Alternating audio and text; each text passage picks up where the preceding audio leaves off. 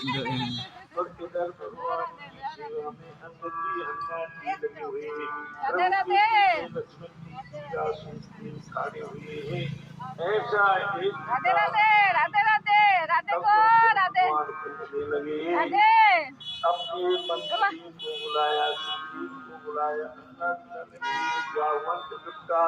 राधे राधे राधे राधे। अब क्या करना है, अब आप आगे बुद्धि बताइए, अब क्या करना है। तब तो राधे राधे राधे ओ राधे राधे।